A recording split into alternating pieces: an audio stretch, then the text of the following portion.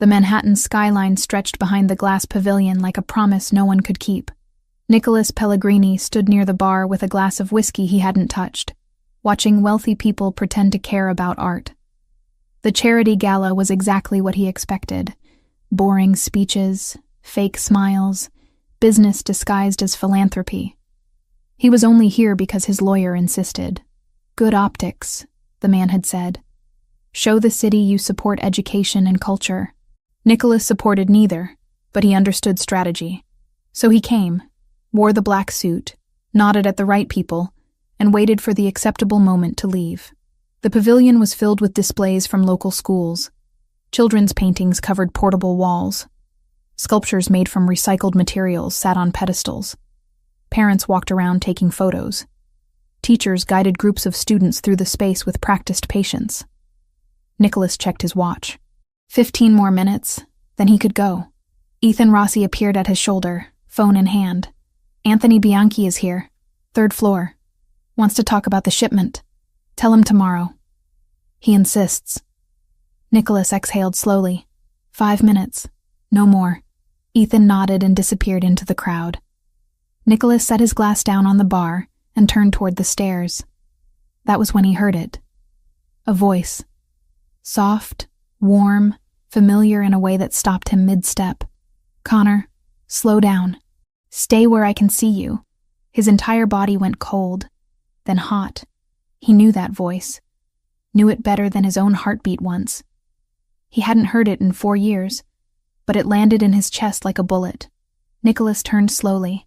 Across the pavilion, near a wall covered in watercolor paintings, stood Samantha Wells, his ex-wife, the woman he had signed away 4.5 years ago. The woman he told himself he'd forgotten. She looked different. Her blonde hair was longer, falling past her shoulders in soft waves. She wore a simple blue dress and flat shoes. No jewelry except small earrings. She looked older, tired maybe, but still her. Still the face that used to be the first thing he saw every morning. She was crouched down, adjusting the collar of a small boy's jacket. Nicholas froze. The boy couldn't have been older than 4. Dark brown hair, pale skin, small hands clutching a piece of paper covered in crayon drawings. He was talking rapidly, excitedly, and Samantha was smiling at him with the kind of affection Nicholas had only seen her give to things she truly loved. A student, maybe. One of hers. But then the boy turned, and Nicholas saw his eyes. Light brown, almost amber in the pavilion's soft lighting. Almond-shaped, rare, unmistakable. His eyes. The air vanished from the room. Sound muted. Everything blurred except that little boy with his face, his eyes, standing 3 feet away from the only woman Nicholas had ever married. Samantha stood slowly, one hand resting protectively on the boy's shoulder. Her gaze swept the crowd casually, then landed directly on Nicholas. She went pale. For a second, neither of them moved. The pavilion buzzed with voices and movement, but between them stretched a silence louder than anything else in the city. Nicholas saw the exact moment her brain caught up to the situation. Her eyes widened, her lips parted, her hand tightened on the boy's shoulder. She knew. She knew he'd seen. "Connor, we need to go," she said quietly. Voice strained. The boy looked up at her, confused. "But we just got here. Now." She took his hand and started walking toward the exit, weaving quickly through clusters of people.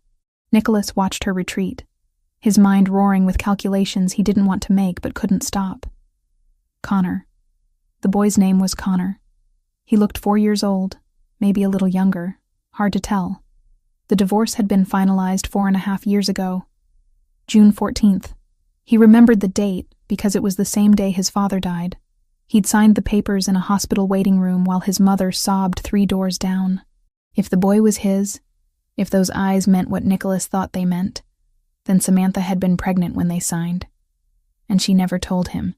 His jaw clenched so hard his teeth ached. Ethan reappeared, frowning. "Boss, Bianchi is waiting." "Not now. He won't like that." Nicholas turned his head slowly. Ethan, who had worked for him for 8 years and survived situations that killed better men, took a step back at whatever he saw in Nicholas's face. "Find out where she lives," Nicholas said, voice flat and cold. Ethan blinked. Who? Samantha Wells, blonde woman, blue dress, just left with a kid. I want her address in 10 minutes. Ethan didn't ask questions. He pulled out his phone and walked away. Nicholas stood there, fists clenched at his sides, staring at the exit where Samantha had disappeared. Around him, the gala continued. People laughed. Someone gave a speech about the importance of supporting young artists. A child dropped a sculpture and started crying. Nicholas heard none of it. All he could see was those eyes, light brown, almond-shaped, unmistakably his. A boy who looked exactly like Nicholas had at that age, standing beside the woman who'd walked out of his life without explanation, without fighting, without anything except a lawyer and signed documents. Ethan returned in 7 minutes. Found her. Apartment in Brooklyn. Williamsburg area. Lease is under her name only. She's been there 3 years. 3 years. The boy looked about 4. Nicholas's chest tightened. Get the car, he said. You want the driver? No, I'm going alone. Ethan hesitated. Boss, if this is personal. It is. Then you definitely shouldn't go alone. Nicholas looked at him. Get the car. Ethan nodded once and left. Nicholas walked through the pavilion without saying goodbye to anyone. He passed Anthony Bianchi on the stairs. The man called out to him. Nicholas ignored it. He stepped outside into the cool October evening and waited while Ethan pulled the black SUV up to the curb. You sure about this? Ethan asked, handing him the keys. Nicholas took them without answering and got behind the wheel. The drive to Brooklyn should have taken 30 minutes. He made it in 18. His mind wouldn't stop running the numbers. 4 years old. Divorce 4.5 years ago. If she'd been pregnant when they signed the papers, she would have been early in the pregnancy. Maybe 6 weeks. Maybe 8. Easy to miss if she wasn't paying attention. Or maybe she knew. Maybe she knew and didn't say anything, because she wanted out so badly she didn't care about anything else. That thought burned worse than the rest. Nicholas gripped the steering wheel harder. Traffic blurred past. Streetlights reflected off the windshield. He'd spent 4 years telling himself the divorce was the right choice. That Samantha deserved better than his world. That letting her go was the only decent thing he'd ever done. Now he wasn't sure what the truth was. He parked across the street from her building. It was old, worn, the kind of place where rent was cheap and maintenance slower. The front door had a broken intercom. The hallway light flickered. Nicholas sat in the car for 2 full minutes, staring at the 3rd-floor window where Ethan said she lived. A light was on. He got out, crossed the street, and walked into the building. The elevator was out of order. He took the stairs. His footsteps echoed in the stairwell. By the time he reached the 3rd floor, his pulse was too fast and his thoughts too loud. He stopped in front of apartment 3C, raised his hand, hesitated, then knocked. Footsteps approached from inside. Light, quick. The lock turned. The door opened. Samantha stood there, eyes wide, face pale. She'd changed out of the blue dress into jeans and a sweater. Her hair was pulled back now.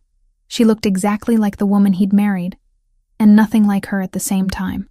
Nicholas, she whispered. We need to talk. Her throat moved as she swallowed. Not here. Connor's asleep. Then let's talk quietly. She glanced over her shoulder, then stepped into the hallway and pulled the door almost closed behind her. How did you find me? Does it matter? Her jaw tightened. Yes, I have resources. You mean you had someone track me down? He didn't deny it. Samantha crossed her arms over her chest. What do you want? Nicholas stared at her. 4 years. 4 years since he'd been this close to her. Since he'd seen the small scar on her left eyebrow from a childhood fall. Since he'd noticed the way she bit her bottom lip when she was nervous.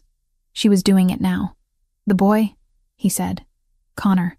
She went very still. How old is he? Her eyes dropped. 4. When's his birthday? February 6th. Nicholas did the math instantly. February 6th meant conception around early May. They'd signed divorce papers June 14th. She would have been 5 weeks pregnant. Maybe 6. He's mine, Nicholas said quietly. It wasn't a question. Samantha's breath shook. She didn't answer, but she didn't deny it either. Look at me." She lifted her eyes slowly. "Is he mine?" Nicholas asked again, voice dropping lower. A tear slid down her cheek. She wiped it away fast, angry at herself for showing weakness. "Yes." The word hit him like a physical blow. Yes, he had a son, a 4-year-old son he'd never met, never held, never knew existed. "Why didn't you tell me?" His voice came out rougher than he intended. "I tried. Not hard enough." Her eyes flashed. "I called your office. Your secretary said you weren't taking calls from me. I tried again 2 days later. Same answer. So I stopped trying." Nicholas's jaw clenched. He remembered that. Remembered telling his assistant to block Samantha's number. He'd been drowning in grief over his father's death and rage over the divorce. And he didn't want to hear her voice. Didn't want the reminder of everything he'd lost. "You could have tried harder," he said.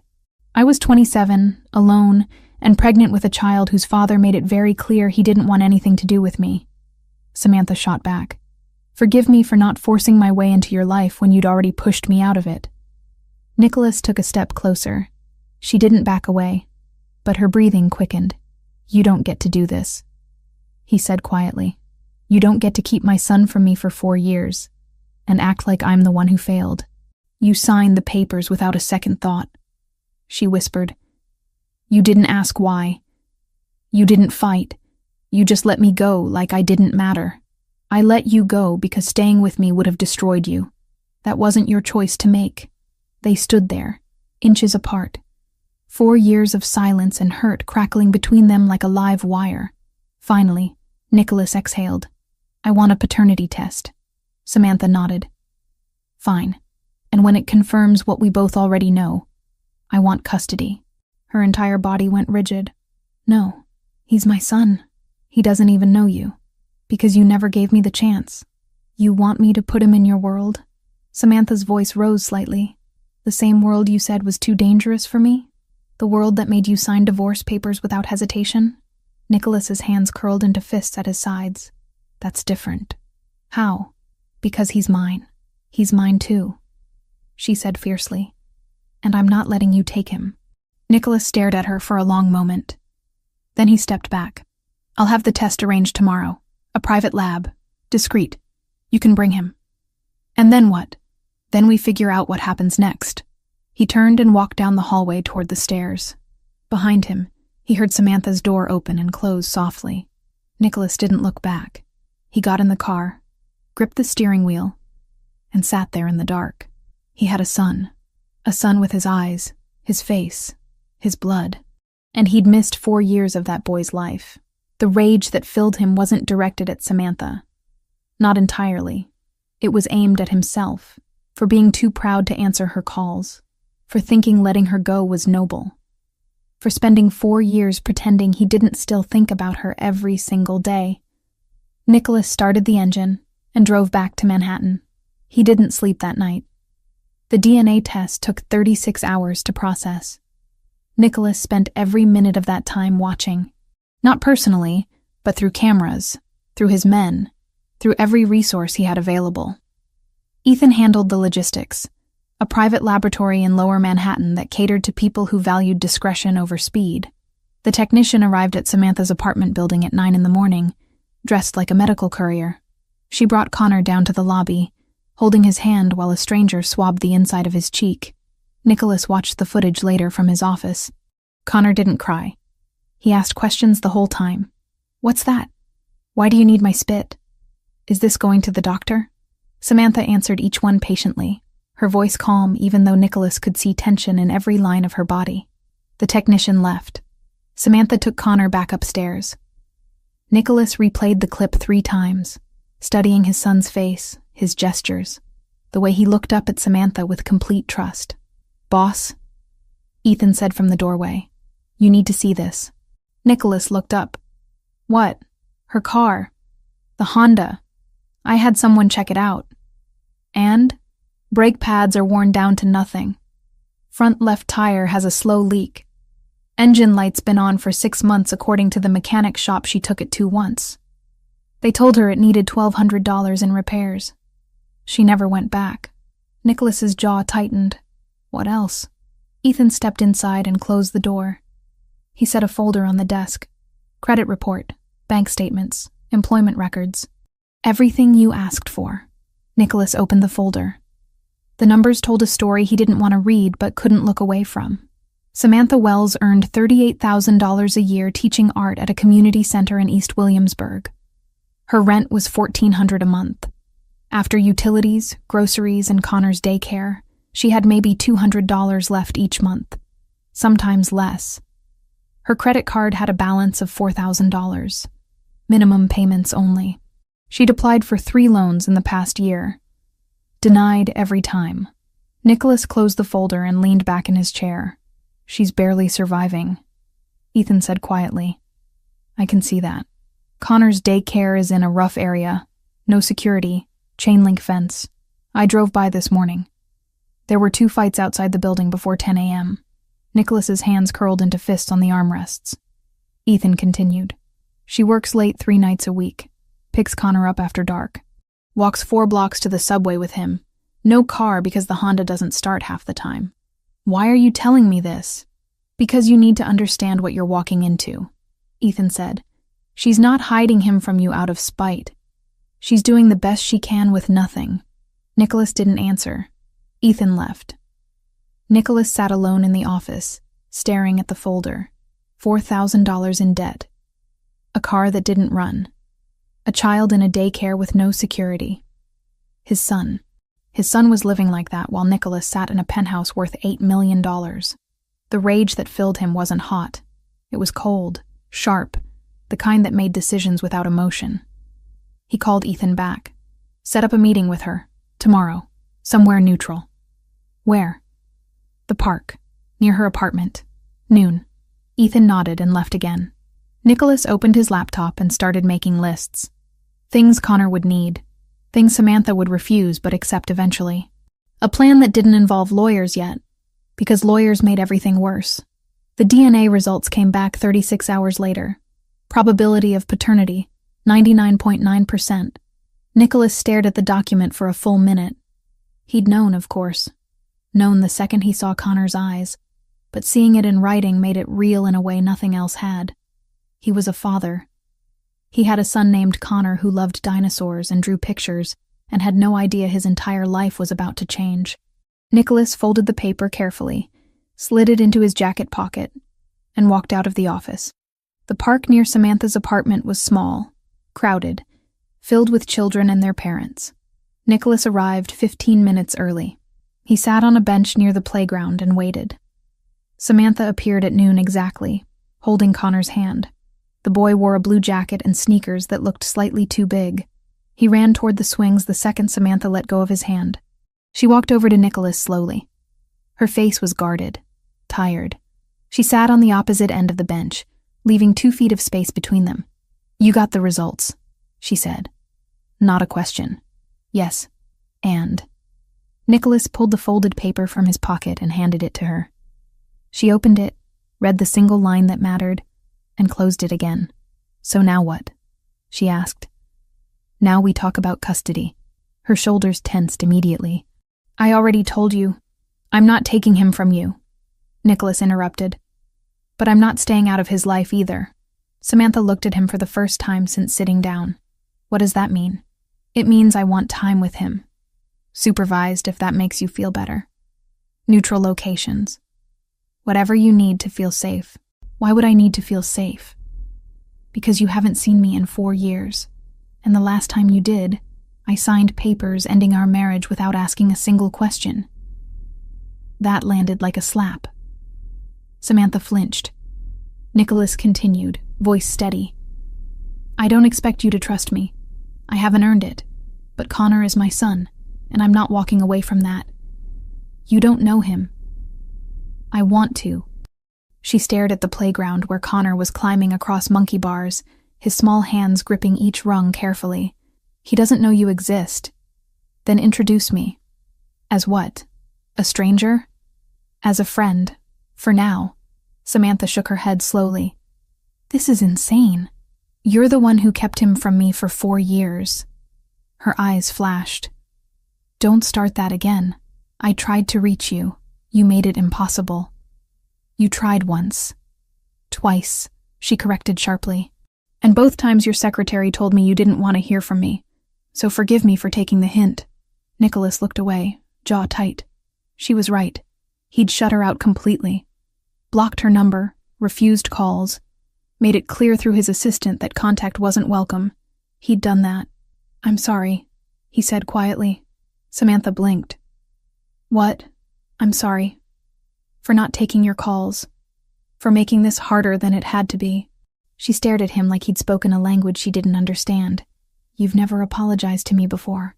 I should have. Silence stretched between them. On the playground, Connor slid down a slide and ran back to climb it again. If I let you spend time with him, Samantha said slowly, you don't tell him who you are. Not yet. Agreed. And it has to be places I approve. No surprises. No taking him anywhere without me. Fine. And if at any point I think this is hurting him, we stop. Nicholas turned to face her fully. I'm not going to hurt him. You don't know that. Yes, I do. They stared at each other. Samantha's eyes were the same blue he remembered. Lighter around the edges, darker near the center. He'd memorized them once. Looked into them every morning for 2 years. He'd forgotten how much he missed them. When do you want to start? She asked finally. Now. Now? Nicholas nodded toward the playground. Introduce me. Tell him I'm an old friend. Let me spend an hour with him. See how it goes. Samantha hesitated. Her fingers twisted together in her lap. A nervous habit she'd never broken. This feels too fast. It's 4 years too slow. She didn't have an answer for that. Finally she stood. 1 hour. And I stay the entire time. I wouldn't expect anything else. They walked toward the playground together. Connor spotted them coming and ran over, breathless and smiling. Mom, did you see me on the monkey bars? I went all the way across without stopping. I saw, Samantha said, crouching down to his level. You were amazing. Connor's eyes shifted to Nicholas, curious, but not afraid. Who's that? Samantha's voice stayed steady. This is Nicholas. He's an old friend of mine. Hi, Connor said simply. Nicholas crouched down too, bringing himself to Connor's height. Up close, the resemblance was overwhelming. Same nose, same chin, same exact shade of eyes. Hi, Connor, Nicholas said. His voice came out rougher than he intended. Do you like dinosaurs? Connor asked immediately. Nicholas blinked. I don't know much about them. Connor's face lit up. I can teach you. I know all of them. My favorite is the Triceratops because it has 3 horns and a big shield thing on its head. What's yours? Nicholas glanced at Samantha. She gave him a small, almost invisible nod. I don't have one yet, Nicholas said. Maybe you can help me pick. Okay, Connor said seriously. First, you have to know the categories. There's herbivores and carnivores and... He kept talking, his words tumbling over each other with the kind of enthusiasm only a 4-year-old could manage. Nicholas listened to every word. He didn't understand half of it, but he didn't care. This was his son. Talking to him, teaching him about dinosaurs. Looking at him with those eyes that were mirrors of his own. An hour passed faster than Nicholas thought possible. Connor showed him the swings, the slide, the tunnel he liked to crawl through. He introduced Nicholas to another kid named Max, who apparently also liked dinosaurs, but was wrong about which one was the fastest. Samantha stayed close the entire time, watching every interaction with the alertness of someone who didn't trust easily anymore. Nicholas didn't blame her. When the hour ended, Connor hugged Samantha's legs and looked up at Nicholas. Are you coming back? Nicholas's chest tightened. Do you want me to? Yeah, you're nice. And you didn't know anything about dinosaurs, so I have to keep teaching you. Then I'll come back. Tomorrow? Nicholas glanced at Samantha. She hesitated, then nodded. Tomorrow. Nicholas confirmed. Connor grinned and ran back to the swings one last time before they had to leave. Samantha stood next to Nicholas, arms crossed. He likes you. Is that a problem? I don't know yet.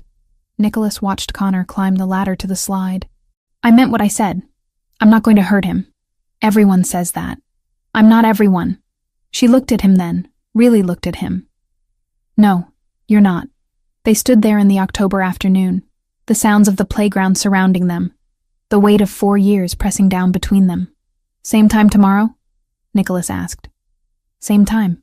He nodded and walked away before he could say something he shouldn't, before he could ask questions that had no good answers, before he could admit that 1 hour with his son had cracked something open inside him he thought he'd sealed shut years ago. Nicholas got in his car and sat there, hands on the steering wheel, not starting the engine. He'd spent 4 years building walls, 4 years convincing himself that letting Samantha go was the right choice, 4 years ignoring the part of him that wondered what might have happened if he'd fought harder. Now those 4 years felt like a prison he'd built for himself, and the key was a 4-year-old boy who loved dinosaurs and had his eyes. Nicholas started the car and drove back to Manhattan. He had work to do. The envelope arrived at Samantha's apartment on a Wednesday morning. She opened it standing in the kitchen while Connor ate cereal at the table, his legs swinging beneath the chair. Inside was a single sheet of paper, laboratory letterhead, official seal. One line that mattered: probability of paternity. 99.9%. Samantha had known. Of course she'd known. But seeing it typed out in black ink made her hands shake. "Mom, can I have more milk?" Connor asked. She folded the paper quickly and shoved it in a drawer. "Sure, baby." She poured the milk, her movements automatic. Connor went back to his cereal, humming a song from a cartoon. He had no idea the world was about to tilt. Samantha's phone buzzed. A text from an unknown number. "We need to talk. Today. I'm coming over at 2. She knew who it was. Nicholas arrived at her door exactly at 2 o'clock.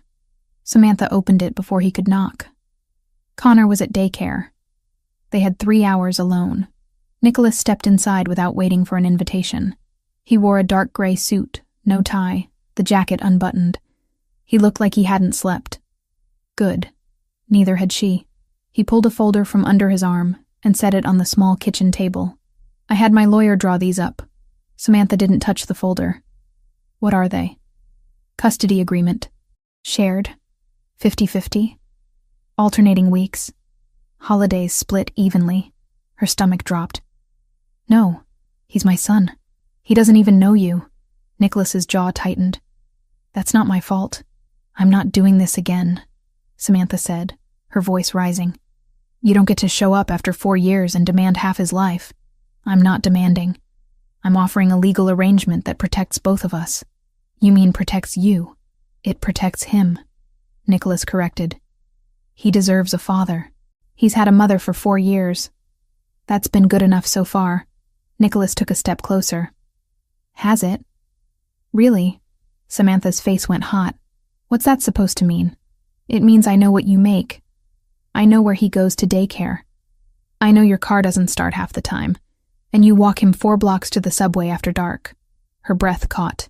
"You've been watching me? I've been making sure my son is safe. He's not your son yet." She shot back. "A piece of paper doesn't make you a father." Nicholas's eyes went cold. "And keeping him from me doesn't make you right." They stared at each other across the tiny kitchen. Outside, a siren wailed. A dog barked. Life continued while theirs fractured. Samantha broke first. She sat down heavily in one of the chairs, her hands covering her face. "I can't do this." Nicholas didn't sit. He stood with his arms crossed, watching her. "You don't have a choice. There's always a choice." "Not when it comes to him." She looked up at him. "Why now? Why do you suddenly care?" "I've always cared. You signed divorce papers without asking why I wanted out. You blocked my calls. You made it clear you didn't want anything to do with me. That was different." "How?" Nicholas exhaled slowly. "Because I thought I was protecting you." Samantha laughed, bitter and sharp. "Protecting me? From what?" "From my world. From everything that comes with being connected to me. I didn't ask for protection. I asked for a partner, and I gave you freedom instead. I didn't want freedom," she said quietly. "I wanted you." The words hung in the air between them. Nicholas's expression didn't change, but his hands unclenched slightly. "That doesn't matter anymore," he said finally. "No, it doesn't." Samantha stood and pushed the folder back toward him. "I'm not signing anything." "Not yet." "Then what do you want?" She thought about it. About Connor. About the life they'd built. About the man standing in her kitchen who used to be her husband and was now a stranger. Time, she said. I want you to spend time with him. Get to know him. Let him get to know you. If it works, we talk about custody. If it doesn't, you walk away. I'm not walking away. Then it better work. Nicholas picked up the folder. Where and when? The park near here, tomorrow, 3 o'clock. I'll be there the whole time. Fine. He turned to leave, then stopped. What does he like? What? Connor, what does he like? What should I know? Samantha hesitated. This was the first time Nicholas had asked her anything about their son that wasn't legal or medical. Dinosaurs, she said. He's obsessed. He can name at least 20 of them. And he draws. Constantly. Mostly dinosaurs, but sometimes other things. He's afraid of thunder. Loves mac and cheese. Hates carrots unless you hide them in something. Nicholas listened to every word. Anything else? He's a good kid. Sweet. Trusts people too easily. Asks a million questions. He gets that from you. Samantha's throat tightened. Yeah, he does. Nicholas left without saying goodbye. The next day, Samantha brought Connor to the park at 3 o'clock. He wore his favorite shirt, the one with a T-Rex on the front. His shoes lit up when he walked. He held her hand and chattered about a butterfly he'd seen at daycare. Nicholas was already there, sitting on a bench near the swings. He stood when he saw them. Connor stopped walking. Who's that? Remember I told you we were meeting someone today? Samantha said. That's Nicholas. He's a friend.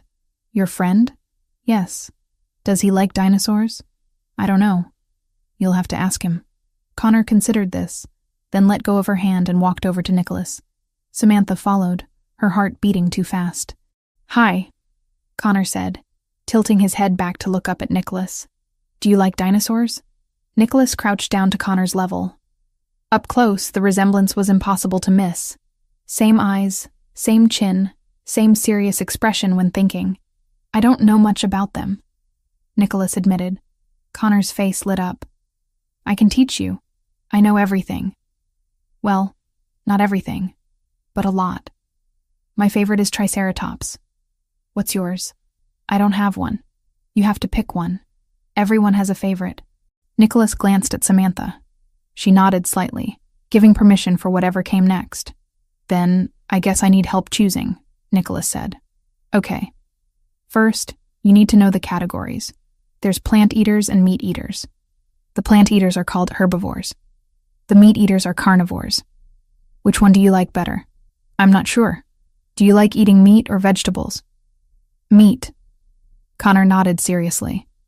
Then you're probably a carnivore person. The biggest carnivore was Spinosaurus. It was even bigger than T-Rex. Most people don't know that. I didn't know that. Now you do. They talked for 20 minutes straight. Connor explained dinosaurs with the confidence of someone who'd memorized every book in the library. Nicholas listened like it was the most important conversation he'd ever had. Samantha stood nearby, watching. She'd expected awkwardness, silence, maybe even tears from Connor when faced with a stranger. Instead, her son was lecturing a Mafia boss about the differences between Jurassic and Cretaceous periods. Can we go on the swings? Connor asked suddenly.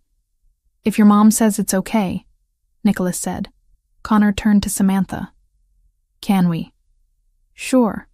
Connor grabbed Nicholas's hand without hesitation and pulled him toward the swings.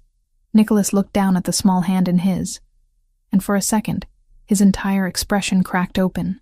Samantha saw it. The shock, the emotion, the realization.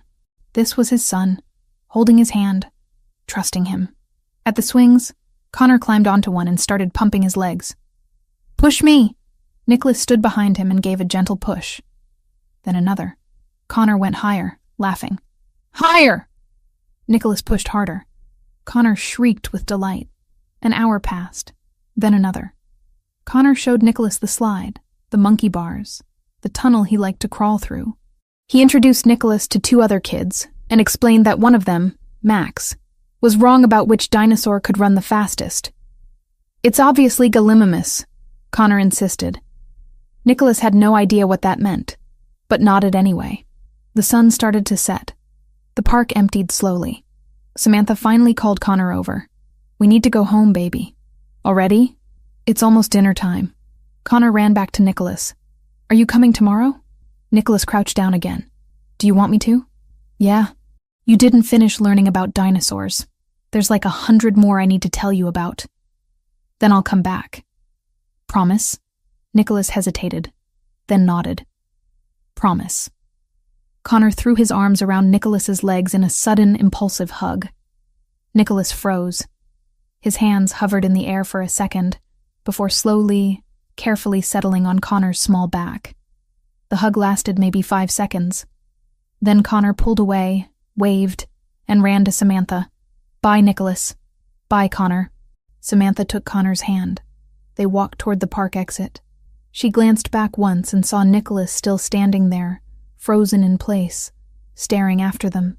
Ethan Rossi stepped out from where he'd been waiting near the cars. He'd watched the entire thing from a distance. He walked over to Nicholas slowly. "Boss?" Nicholas didn't respond. "You okay?" Nicholas's voice came out rough. "He hugged me. I saw. He doesn't even know me. Kids are like that. They trust easy." Nicholas finally moved. He stood and turned away from the playground. His face looked different. Younger somehow. Vulnerable in a way Ethan had never seen in 8 years of working together. "Get the car," Nicholas said quietly. Ethan nodded and walked away. Nicholas stood alone in the park as the last light faded. His son had hugged him. His son, who loved dinosaurs and had his eyes and trusted him without question. 4 years. He'd missed 4 years of this, and he was never missing another day. Nicholas attended the meeting with the Bianchi family on a Thursday evening. The restaurant they chose was in Tribeca, expensive and private, the kind of place where business happened over wine that cost more per bottle than most people made in a month. Anthony Bianchi was already seated when Nicholas arrived. Mid-50s, graying hair, a smile that never reached his eyes. He stood and shook Nicholas's hand. "Nicholas, good to see you." "Anthony." They sat. Ethan stood near the door, hands clasped in front of him, watching everything. The conversation started with business, territory lines in Queens, a shipping route through New Jersey, profit splits on a construction deal, standard negotiations that Nicholas handled with half his attention. Then, Anthony leaned back in his chair and said, "I saw you in the park the other day." Nicholas went very still. "Which park?" "The one in Williamsburg, near the bridge." Anthony swirled his wine. "You were with a woman. Blonde. Pretty. And a little boy." Every instinct Nicholas had sharpened instantly. He kept his face neutral. "So?" "So nothing. Just surprised, that's all. Didn't know you were thinking about family." "I'm not." "Then who's the kid?" Nicholas took a drink of water, buying time. Across the room, Ethan's posture had changed. Tighter, alert. "A friend's son," Nicholas said smoothly. "I was doing a favor." Anthony nodded slowly. "Right, a favor." 2 other men at the table, both associates of Bianchi, exchanged glances. One of them, a younger guy named Vincent, smirked. "Some favor. Kid had your eyes, boss." Nicholas's hand tightened on his glass. "You were watching that closely?" "We were in the area," Vincent said with a shrug. "Couldn't help but notice." "Notice what?"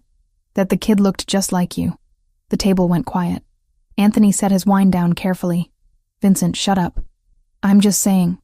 "I said shut up." Vincent fell silent, but the damage was done. Nicholas could see it in their faces. The curiosity, the calculation, the understanding that they'd stumbled onto something valuable. Information in their world was currency, and they'd just found a gold mine. Nicholas finished the meeting quickly. Business concluded. Handshakes exchanged. He walked out with Ethan at his side. The second they were in the car, Ethan spoke. "That was bad. I know. They made you. And if Bianchi knows, everyone will know by tomorrow." Nicholas stared out the window at the city lights blurring past. "Were we followed to the park?" "No. I swept for tails every time. They must have had someone in the area by coincidence. There are no coincidences." Ethan pulled out his phone and started typing rapidly. "I'll find out who was there. Get photos if they took any." Do it fast. 20 minutes later, Ethan's phone buzzed. He looked at the screen and swore under his breath. What? Nicholas demanded. Ethan turned the phone toward him. On the screen were 3 photos. Nicholas and Connor at the swings. Nicholas crouching down talking to Connor. Nicholas and Samantha standing together while Connor played in the background. The photos were clear, professional, taken with a telephoto lens from across the street. Where did these come from? Nicholas asked, his voice deadly quiet. A contact in Bianchi's organization.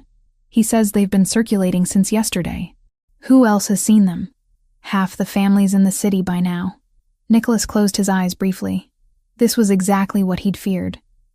Exactly why he'd kept his distance from relationships, from attachments, from anything that could be used against him. But Connor wasn't just anything. Connor was his son. And now everyone knew it. The Bratva, Nicholas said. The Russian syndicate that made old-school mob families look almost polite. Ethan nodded grimly. They'll move fast. Dmitry Volkov has been looking for leverage against you for months. This hands it to him on a silver platter. How long do we have? Maybe 48 hours before they make a play. Maybe less. Nicholas pulled out his phone and dialed Samantha's number. She answered on the second ring. Hello? It's me. We need to talk. Now. Nicholas, it's 8 o'clock. Connor's getting ready for bed. This can't wait. Something in his voice must have registered because her tone changed instantly. What happened? I'm coming to you. Be ready. He hung up before she could argue. The drive to Brooklyn took 18 minutes. Nicholas didn't wait for Ethan this time. He went alone, moving fast, his mind already 3 steps ahead. Samantha opened the door wearing pajama pants and an old sweater. Her hair was damp from a shower.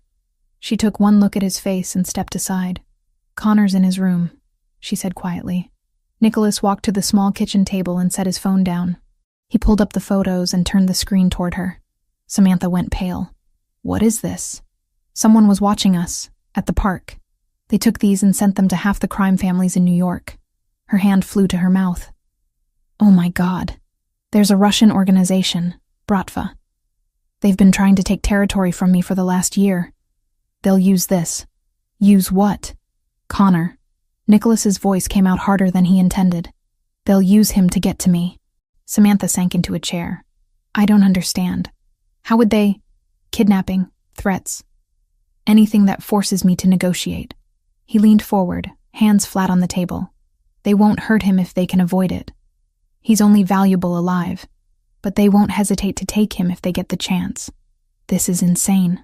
This is my world. Then maybe you shouldn't be in his life, Samantha said, her voice breaking. Nicholas flinched like she'd slapped him.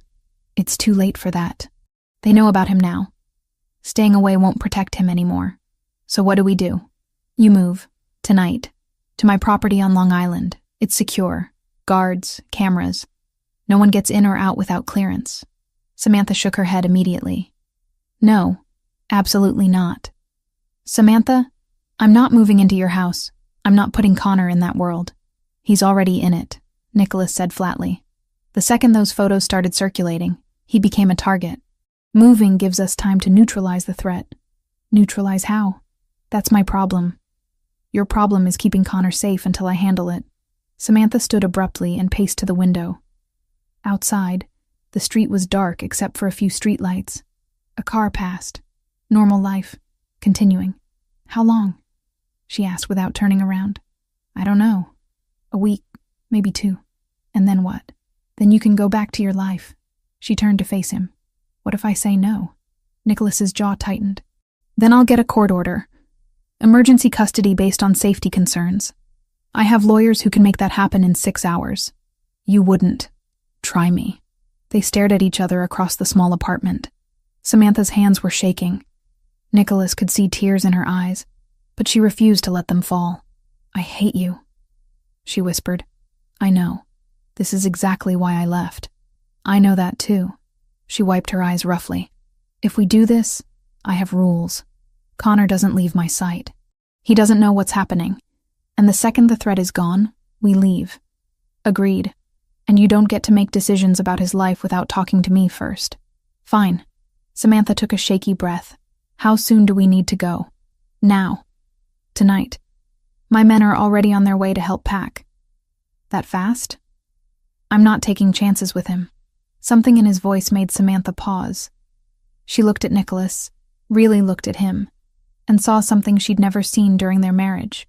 Fear. Real, raw fear. Not for himself. For Connor. You're scared, she said quietly. Nicholas didn't deny it. Yes. I've never seen you scared of anything. I've never had a son before. The admission hung between them. Samantha's anger didn't disappear, but it softened slightly. She nodded once. Okay. We'll go.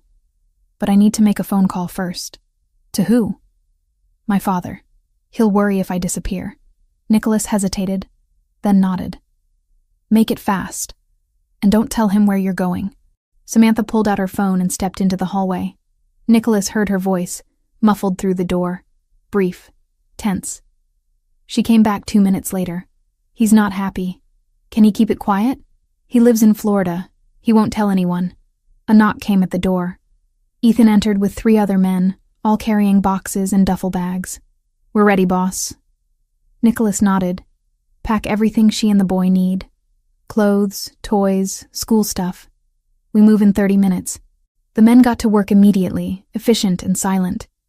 Samantha watched them invade her small apartment, packing up her life. This is surreal.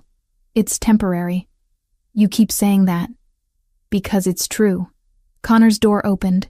He stumbled out, rubbing his eyes. Mom? What's happening? Samantha rushed to him and crouched down.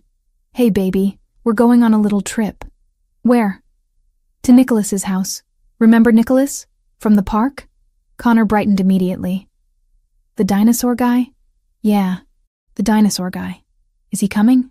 He'll be there. Cool. Can I bring my T-Rex? You can bring all your dinosaurs. Connor ran back to his room, suddenly wide awake and excited. Samantha stood slowly, her eyes meeting Nicholas's. He thinks this is an adventure. Let him think that. And when he asks why we can't go home, we'll figure it out.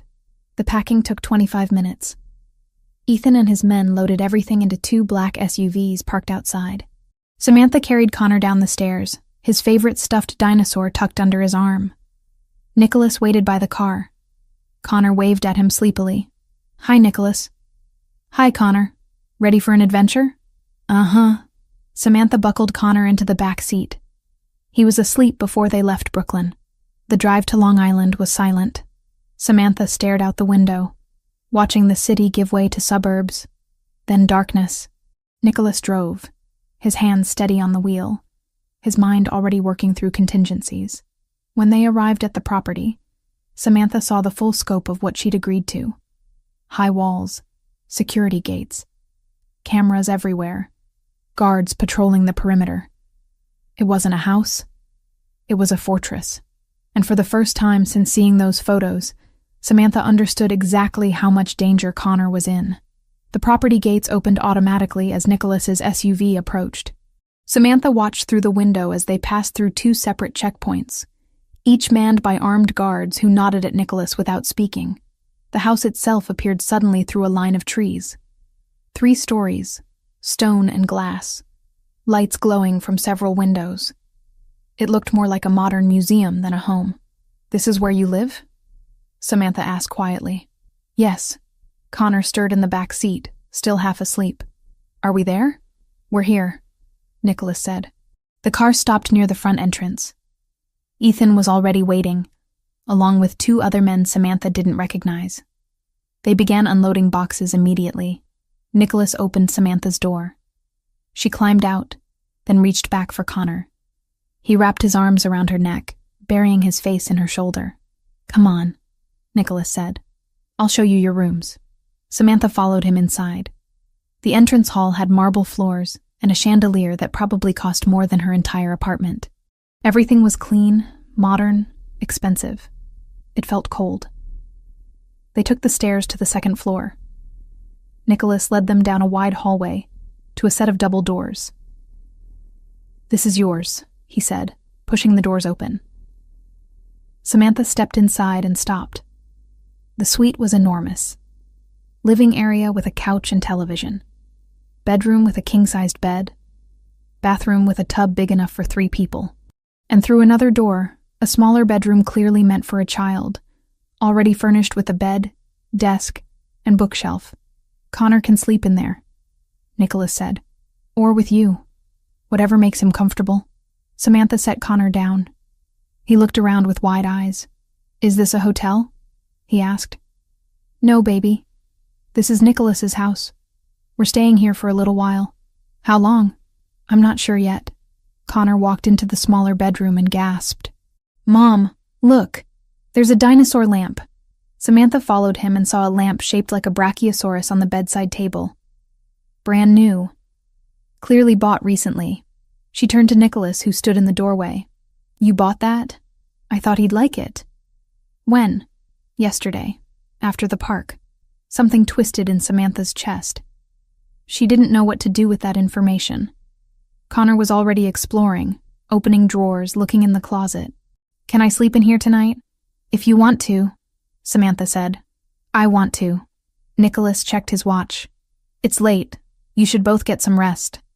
If you need anything, there's a phone on the nightstand. Press 1 and it goes directly to security.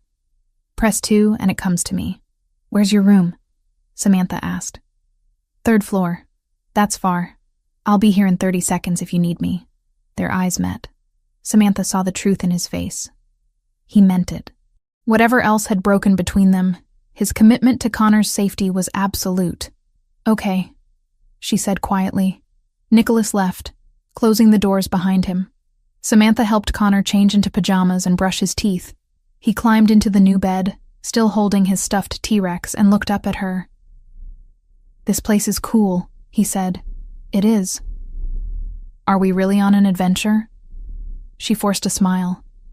"Yeah, baby, we really are." "Can I see Nicholas tomorrow?" "Probably." "Good. I want to show him my drawings." Connor's eyes closed. He was asleep in minutes. Samantha sat on the edge of his bed for a long time, watching him breathe. The dinosaur lamp cast soft shadows on the walls. Outside, she could hear footsteps. Guards patrolling. This was insane. Her entire life had been packed into boxes and moved to a fortress in Long Island. All because of photos. Because people knew about Connor. Because Nicholas's world had caught up to them. She stood finally and walked to the window. The ground stretched out below, lit by security lights. She counted 6 guards visible from this window alone. Probably more she couldn't see. Samantha pulled the curtains closed and went to bed. But sleep didn't come easily. The next 3 days followed a pattern. Nicholas hired a private tutor for Connor, a gentlewoman named Ms. Carter who came every morning at 9 and worked with him for 3 hours. Connor liked her immediately. She brought workbooks about dinosaurs and let him draw while they practiced letters. Samantha tried to establish some normalcy. She set up a small studio in an empty room on the 3rd floor after Nicholas offered the space. Her art supplies had been packed carefully, and seeing them arranged on new shelves helped. A little, but the walls still felt like they were closing in. Nicholas appeared at random times throughout the day. Never intrusive, but always present. He'd stop by Connor's lessons and listen for a few minutes. He'd check in with Samantha while she painted, asking if she needed anything. He was careful not to push, not to demand, but his presence was constant. Connor adapted faster than Samantha expected. He loved the pool and begged to swim every afternoon. Nicholas had it heated despite the October weather.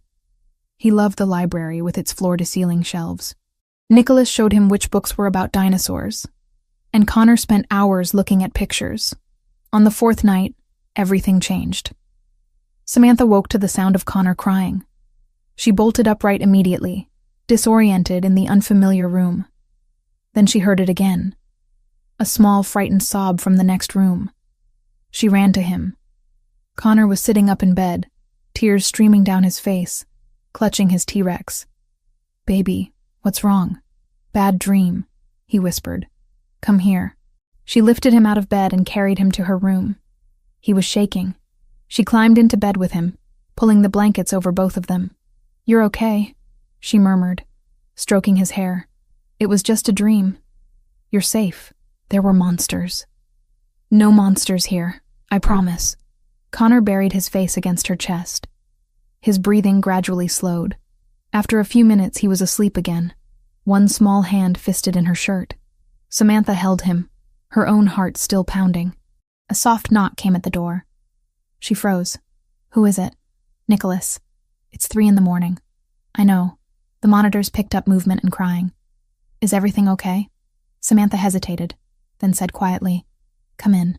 The door opened.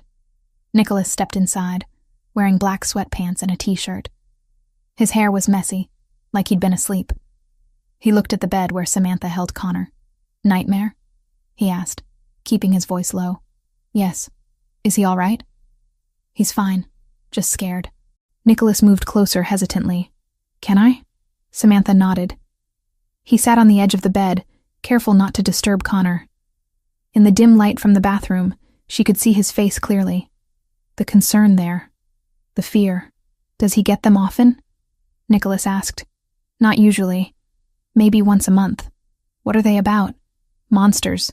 Sometimes thunder. Kid stuff. Nicholas looked down at Connor, sleeping peacefully now against Samantha's chest. He looks so small. He is small. He's 4. I know. I just mean... Nicholas trailed off. I missed so much. Samantha didn't have an answer for that. They sat in silence for a moment. Outside, the wind picked up. Tree branches scraped against the window. Why did you really leave? Nicholas asked suddenly. The real reason. Samantha's throat tightened. You know why. Tell me anyway. She adjusted Connor carefully, making sure he stayed asleep. Then she looked at Nicholas. Because you made the decision for both of us, she said quietly. You decided I couldn't handle your world. You decided it was too dangerous. You decided I was better off without you. And you never once asked what I wanted. Nicholas's jaw flexed. I was trying to protect you. I didn't need protection. I needed you. My world kills people, Samantha. You have no idea what I deal with, what I've seen, what I've done. Then tell me. No. See? That's the problem. You make all the choices. You decide what I can handle and what I can't. You push me away from my own good and expect me to just accept it. Nicholas looked away. Your father agreed with me. Samantha's breath caught. What? Your father? He came to me 2 weeks before the divorce. Said I was putting you in danger every day we stayed married. That you deserved a normal life. A safe life. He begged me to let you go. The words hit her like ice water. My father said that? Yes. And you listened to him? Instead of me? He was right. Look at where we are now. Look at Connor sleeping in a fortress because someone took photos. This is exactly what he was afraid of. But it was still my choice, Samantha said, her voice breaking. My life. My risk to take. You and my father decided together that I couldn't make my own decisions. Nicholas turned back to her. I thought I was doing the right thing. You were doing the easy thing. It's easier to walk away than fight for something. Easier to convince yourself you're noble than admit you were scared. Scared of what? Of us. Of letting someone see you. Of actually being vulnerable. The accusation hung between them. Nicholas's hands curled into fists on his thighs. You don't know what you're talking about, he said. But his voice lacked conviction. Yes, I do. Because I was married to you for 2 years, Nicholas. I saw how you shut down every time something got too real. How you buried yourself in work instead of talking to me. How you kept entire parts of your life locked away like I couldn't be trusted with them. It wasn't about trust. Then what was it about? He didn't answer. Connor shifted in Samantha's arms, making a small noise. Both of them froze until he settled again. I should go, Nicholas said quietly. Yeah, you should. He stood, but didn't move toward the door.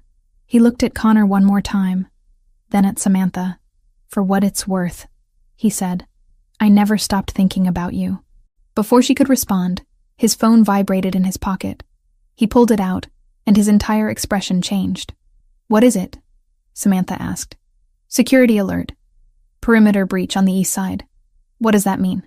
It means someone tried to get in. Nicholas was already moving toward the door. Stay here. Lock the door behind me. Don't open it for anyone except me or Ethan. Nicholas. Lock the door, Samantha. He was gone.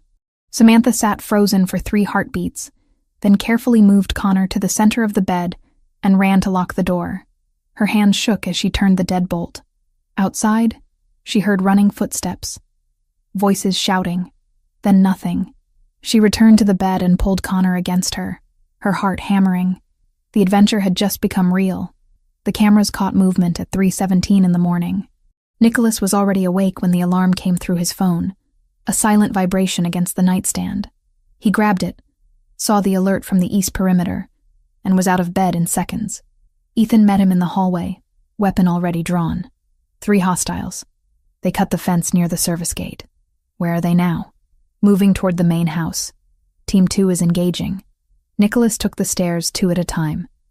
The control room was on the first floor, tucked behind the kitchen. 6 monitors lined the wall, each showing different angles of the property. On screen 3, he saw them. 3 figures in dark clothing moving fast along the tree line. Stop them before they reach the lawn, Nicholas said into his radio.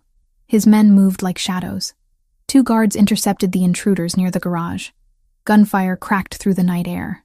Brief, controlled. Then silence. Ethan checked his tablet. 2 down.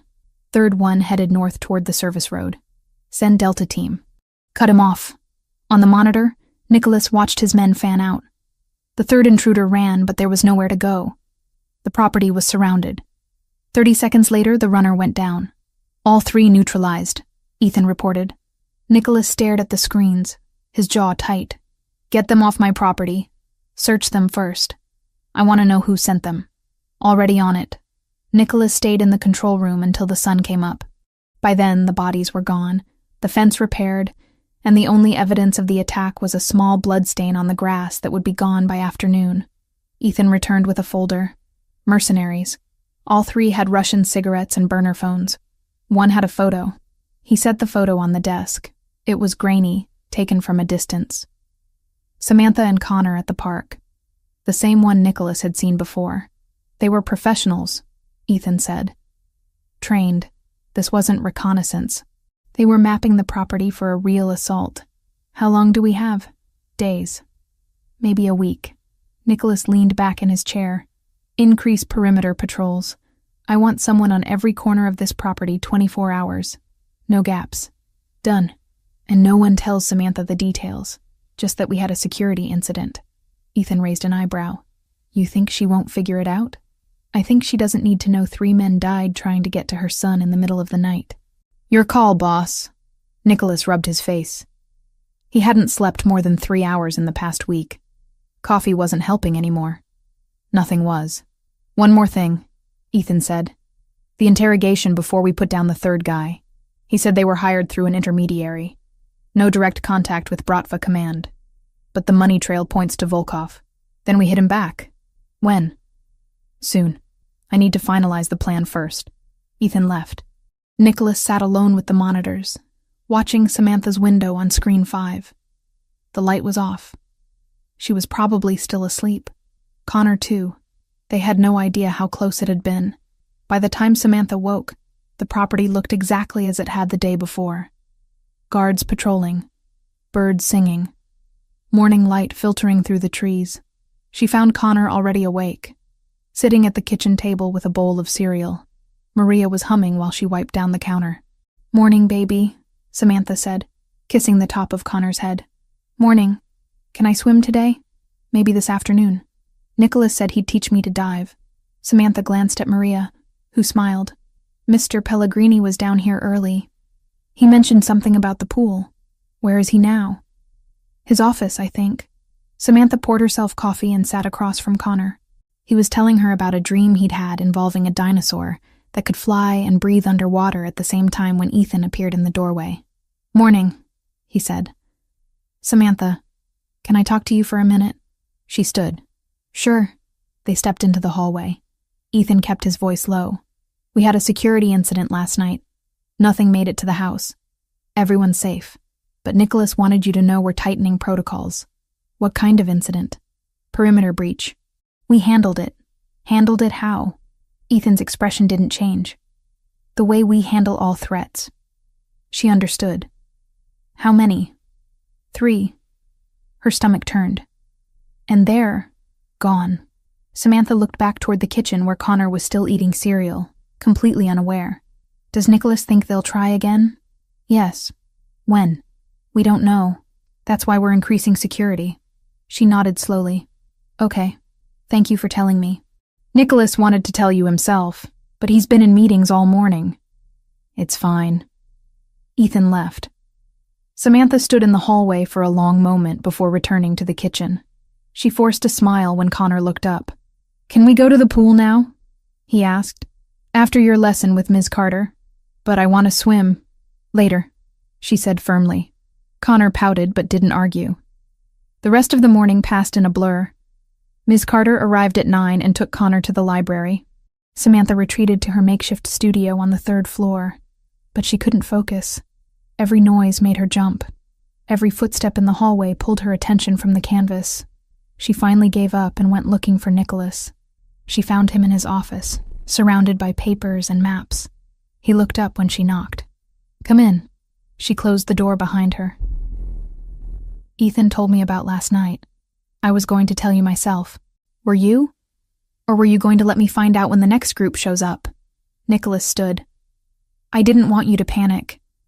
I'm not panicking. I'm angry. At me? At this whole situation. At the fact that men with guns tried to get into this house while my son was sleeping. They didn't get close. That's not the point, she said. The point is they tried. And they'll try again. And eventually, one of these attempts might work. Nicholas walked around the desk. That's not going to happen. You can't promise that. Yes, I can. How? She demanded. How can you possibly promise that when you're outnumbered and outgunned by an entire criminal organization? Because I know how to fight them. And I know how to win. She shook her head. This isn't a game, Nicholas. This is Connor's life. I know that. Do you? Because from where I'm standing, it looks like you're playing chess with our son as one of the pieces. His jaw tightened. That's not fair. Fair? You want to talk about fair? Her voice rose despite her efforts to stay calm. Nothing about this is fair. Not for me. Not for Connor. Not for anyone except you and your world. I didn't choose this, he said. Yes, you did. You chose this life. You chose this world. And now Connor and I are paying the price for it. Silence filled the office. Nicholas's hands curled into fists at his sides. If you want to leave, he said quietly, I won't stop you. You're lying. You'd use every lawyer and every connection you have to keep Connor here. No, he said. I wouldn't. If you really want to go, if you think you can keep him safer somewhere else, then go. She stared at him. You're serious. Yes. What changed? I did, he said. I spent 4 years thinking I was protecting you by letting you go. Now I realize I was just protecting myself. I'm not making that mistake again. Samantha's throat tightened. I'm not leaving. Not when people are actively trying to hurt him. But I need you to be honest with me. No more sugarcoating. No more protecting me from the truth. Agreed. And you need to tell me your plan. For stopping this. For making it safe again.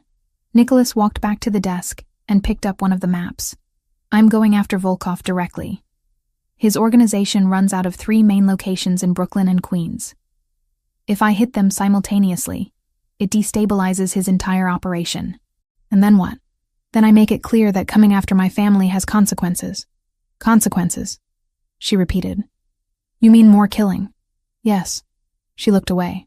I don't know how to reconcile this version of you with the man I married. They're the same person. No, the man I married hid this from me. This version is showing me exactly who he is. Which do you prefer? I don't know yet. Connor's voice echoed from somewhere in the house. Samantha heard him laughing. The sound was so normal, so innocent, that it made her chest ache. I need to go check on him, she said. Nicholas nodded. Samantha. She turned back. I meant what I said. If you think leaving is safer, I'll let you go. I heard you the first time." She left before he could say anything else. The days that followed were strange. Life continued in the house as if nothing had happened. Connor had lessons. Samantha taught her remote classes. Maria cooked meals. Guards patrolled. But underneath, tension simmered. Nicholas spent more time with Connor, as if making up for lost years all at once. He taught him chess in the library, showed him how to swim properly in the pool, sat with him during dinner, and listened to endless stories about dinosaurs. Samantha watched from the edges, torn between gratitude that Connor had a father and fear of what that father represented. One afternoon, she found Nicholas and Connor in the pool. Connor was perched on Nicholas's shoulders, laughing as Nicholas walked deeper into the water. "Jump when I say go," Nicholas instructed. "Okay. Ready? Go." Connor launched himself off Nicholas's shoulders and splashed into the water. He came up grinning, hair plastered to his head. "Again." "Again?" Nicholas laughed. "You're going to wear me out." "You're strong. You can do it." Nicholas lifted Connor back onto his shoulders. "One more time. Then we take a break." Samantha sat on the edge of the pool, feet dangling in the water. "You're good with him." Nicholas glanced at her. "He makes it easy. Most 4-year-olds don't. Most 4-year-olds aren't him." Connor jumped again, this time with more confidence. He swam to the edge and climbed out. "Mom, did you see?" "I saw. You're getting brave. Nicholas taught me." "I noticed." Connor ran off to grab a towel. Nicholas swam to the edge and rested his arms on the side of the pool. "He trusts you," Samantha said. "Is that a problem?" "I don't know yet. Ask me when this is over." "It will be over soon." "How soon?" "Days. A week at most." She studied his face. Water dripped from his hair. His eyes were serious, focused. "What happens during that week?" "Nothing you need to worry about. Stop protecting me from things I'm already living through." He pulled himself out of the pool and sat beside her. "I'm going to Brooklyn. There's a meeting Volkov's people set up. They think it's neutral ground. It's not. You're walking into a trap." "I'm walking into a trap I set. That doesn't make it safer. It makes it controlled." She shook her head. "You can't control everything, Nicholas. I can control this. And if you're wrong, then Ethan takes over. Everything's arranged. You and Connor will be protected." "I don't want Ethan. I want you to come back." The words came out before she could stop them. Nicholas turned to look at her. Water dripped onto the concrete between them. "You want me to come back?" he repeated slowly. She looked away. "For Connor." "Right. For Connor." Neither of them spoke for a moment. Connor reappeared with a towel wrapped around his shoulders like a cape. "I'm a superhero now," he announced. "What's your power?"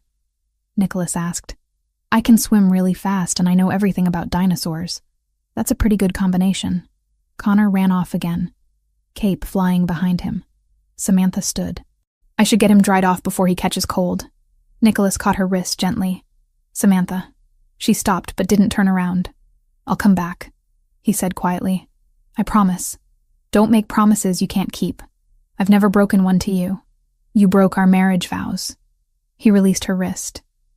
"That's fair." She walked away without looking back. That evening, after Connor was asleep, Samantha couldn't settle. She wandered the house restlessly, ending up in the library. The lights were off except for one small lamp near the window. Nicholas was there, sitting in one of the leather chairs, a glass of whiskey in his hand. "Can't sleep?" he asked. "No, me neither." She sat in the chair across from him. "When do you leave?" "Tomorrow night." "That soon?" "The window is closing. If I wait too long, they'll move operations." "And you're sure about this?" "As sure as I can be." She pulled her knees up to her chest. "I hate this." "I know. I hate that Connor is growing attached to you right when you might not come back." "I'm coming back." "You can't know that." "Yes," he said. "I can, because I have something worth coming back to now." She looked at him. In the dim light, his face was softer. Younger. He looked like the man she'd married, before everything got complicated. "When did you become sentimental?" she asked. "The second I saw him," Nicholas said. The second I saw those eyes and knew he was mine. He's not a possession. I know, but he's mine to protect, mine to raise, mine to love. He paused. If you'll let me. I don't think I have a choice anymore. You always have a choice. Then I choose to let you try, she said. But if you die tomorrow, I will never forgive you. Noted. They sat in silence for a while. Outside, guards moved past the windows. The world kept turning. What happens if you succeed? Samantha asked. If you take down Volkov and we're safe again. What then? Then we figure out what normal looks like. Normal, she repeated. With you, if you want. I don't know what I want. That's okay, he said. You don't have to know yet. She stood. I should go to bed. Samantha. She turned. Thank you, he said, for trusting me with him, even when you don't want to. I don't have a choice about that either. Yes, you do. You could have run, could have disappeared, could have fought me in court. But you didn't. I stayed for Connor. I know, he said, but you still stayed. She left without answering. Upstairs, she checked on Connor. He was sprawled across his bed, T-Rex clutched to his chest, breathing deep and even. She stood in the doorway watching him for a long time. Tomorrow, Nicholas would walk into danger, and all she could do was wait. Ethan arrived at the house just before noon with final intelligence. Nicholas met him in the control room, away from Samantha and Connor. Volkov confirmed the meeting, Ethan said, spreading a blueprint across the desk. Warehouse in Red Hook, 8 o'clock tonight. He's bringing 6 men, maybe more outside. Nicholas studied the blueprint.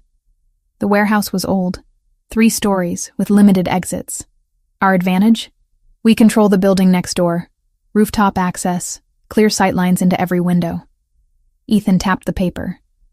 Team Alpha positions here and here. Team Bravo takes the ground floor entrance.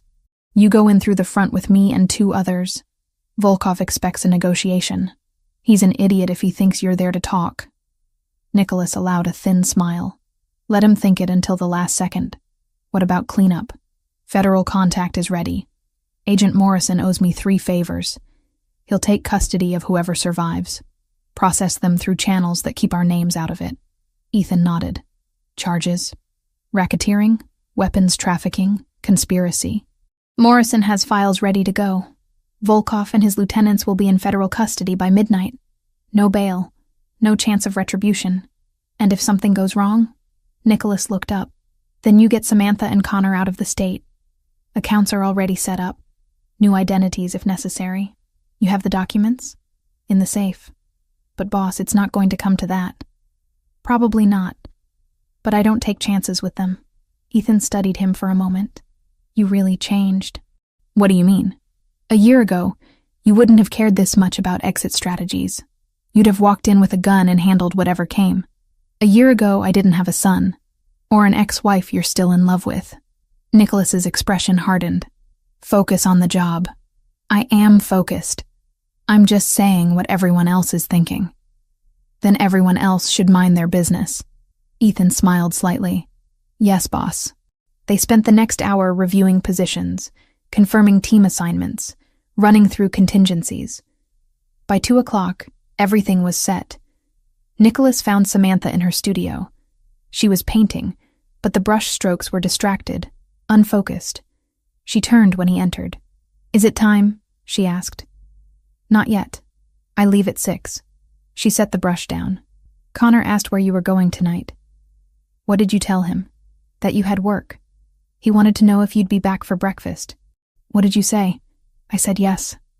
Her voice cracked slightly. Was I lying? No. She wrapped her arms around herself. I don't know how to do this. How to just sit here and wait. You've done harder things. Like what? Raising our son alone for 4 years. She laughed once, sharp and bitter. That wasn't harder. That was just lonely. Nicholas stepped closer. I know you don't want to hear this right now, but I need to say it anyway. Then say it. If something happens to me tonight, Ethan has instructions. You and Connor will be taken care of. Financially, legally, everything. You won't have to worry. I don't care about money, Nicholas. I know, but I care about making sure you have options. Options, she repeated. That's what you think I need? It's what I can give you. She turned away, staring at the half-finished painting. It was the one inspired by Connor's drawing. The dinosaur city. The impossible architecture. When I left you 4 years ago, she said quietly, I thought I was doing the right thing. Getting out before your world destroyed me. Turns out I just delayed it. You're not destroyed. Not yet. She turned back to him. But every day I'm here, every day Connor gets more attached to you. I feel like I'm losing pieces of the life I built, the safe life, the normal life. I'm sorry. Are you? Or are you just sorry it's hard? Nicholas didn't answer immediately. He looked at her, really looked, and saw the exhaustion, the fear, the anger that had been building since the night he showed up at her door with DNA results. I'm sorry for all of it, he said finally, for signing the papers without fighting, for not answering your calls, for missing 4 years of his life, for dragging you back into this. All of it. Samantha's eyes filled with tears. She blinked them back furiously. Don't do that. Do what?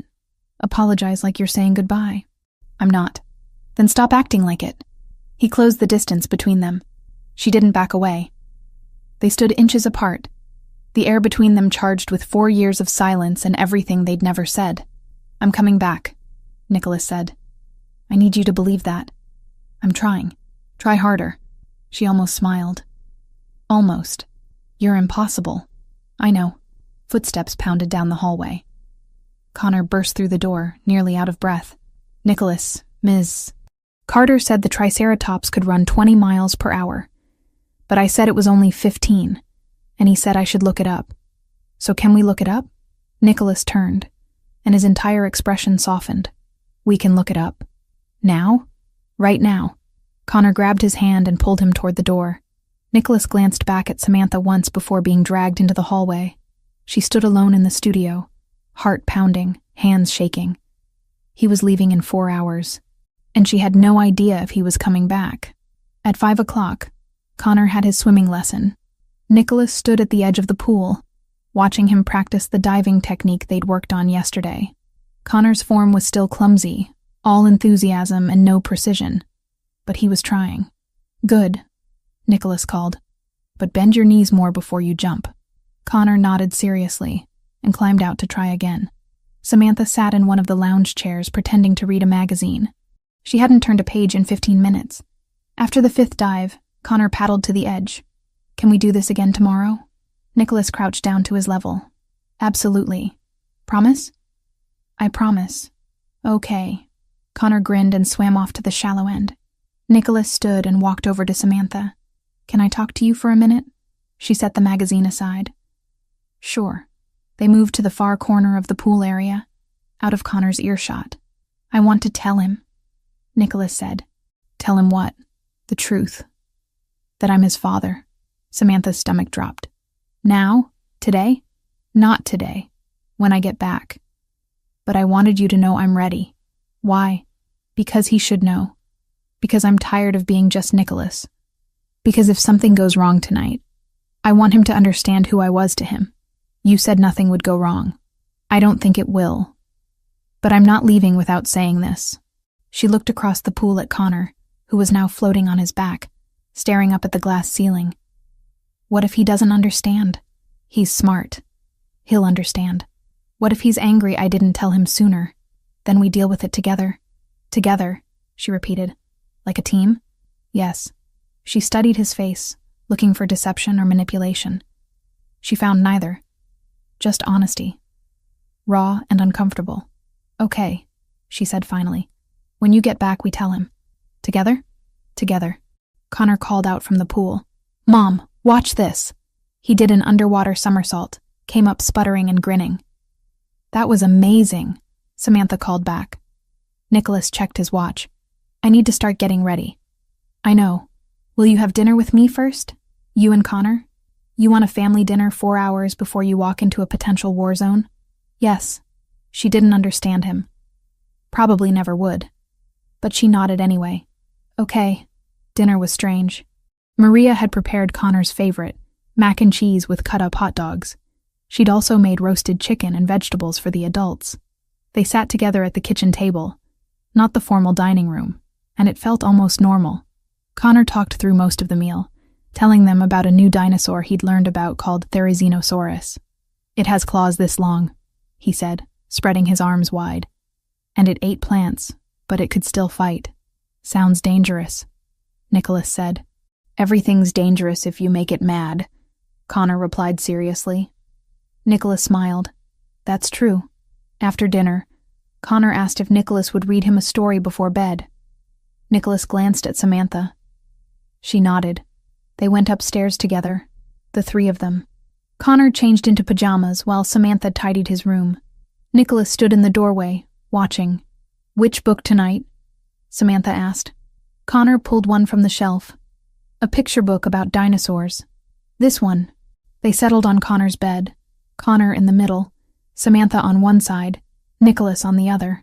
Nicholas read slowly, doing different voices for each dinosaur. Connor giggled at the T-Rex voice. Halfway through the book, Connor leaned against Nicholas's arm. By the end, his eyes were drooping. "One more," he mumbled.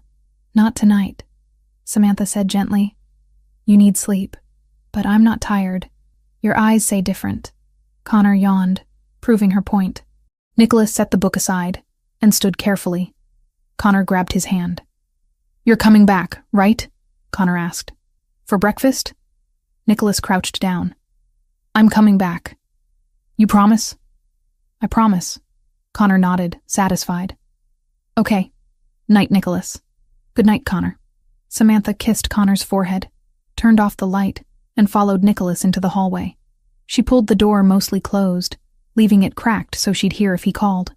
They stood in the dim hallway, neither speaking. "I should go get ready," Nicholas said finally. "What do you wear to something like this?" "Bulletproof vest under a suit jacket." She flinched. "That's not funny. It wasn't a joke." He started toward the stairs. Samantha followed.